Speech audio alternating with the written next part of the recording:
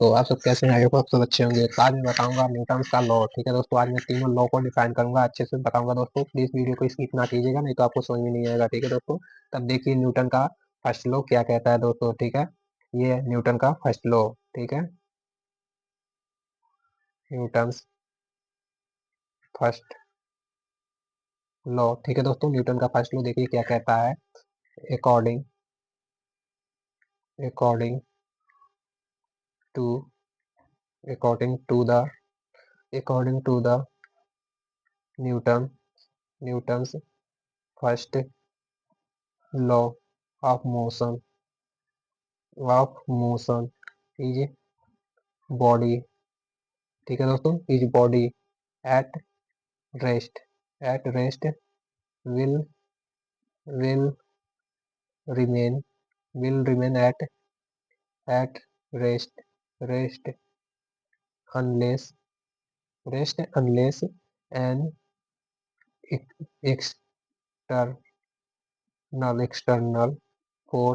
External force also an it an it to change change the change the change the direction. ठीक है दोस्तों, direction रहेगा।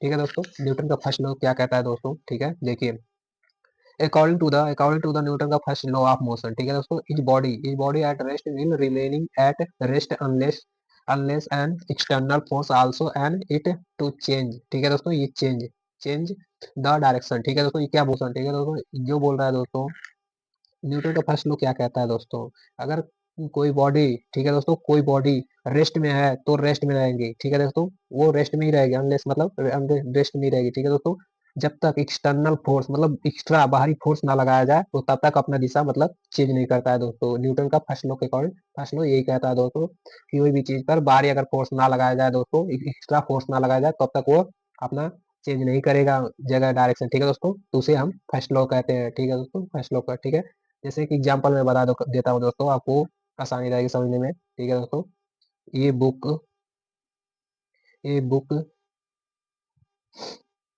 लेनी। ठीक है दोस्तों, लेनी on the on A table. ठीक है दोस्तों, ये बोल रहा है एक बुक है जो टेबल पर रखा हुआ है। ठीक है दोस्तों, ए बुक लेनी ऑन ऑन ए टेबल। ठीक है दोस्तों, ठीक है। अब देखिए न्यूटन का सेकेंड लॉ क्या कहता है दोस्तों। ठीक है दोस्तों, देखिए न्यूटन का सेकेंड लॉ। ठीक है दोस्तों, न्यूटन का सेकेंड लॉ दोस्तों देखिए क्या कहता है हमारा। तो देखिए, अब देखिए दोस्तों न्यूटन का सेकेंड लॉ क्या कहता है। अकॉर्डिंग सॉरी दोस्तों, ये रहेगा according according to the according to this.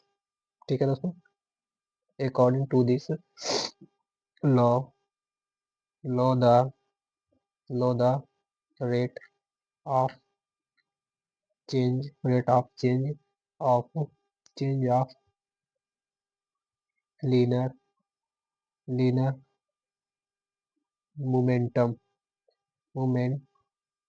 Momentum of a body body is is directly directly directly proportional proportional to the external external external force external force applied applied applied on the body।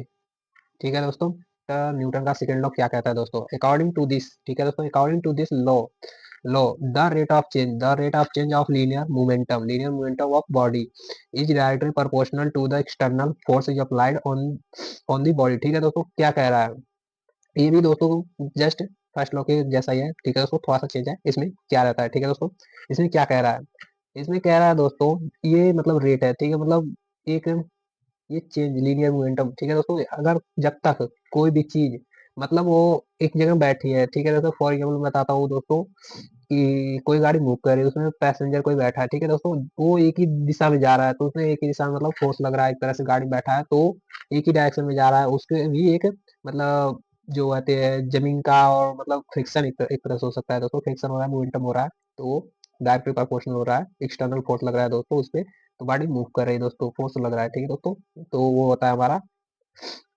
ये Newton का second law दोस्तों कहता है, ठीक है।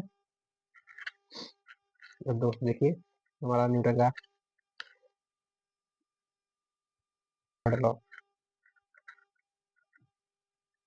Newton third law, ठीक है दोस्तों, देखिए न्यूटन का थर्ड लॉ क्या कहता है, external external A external a force, external a force on second second body, external a force second body, the the second body also exert exert a force exert a force equal in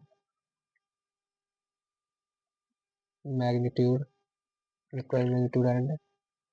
and this law every action there is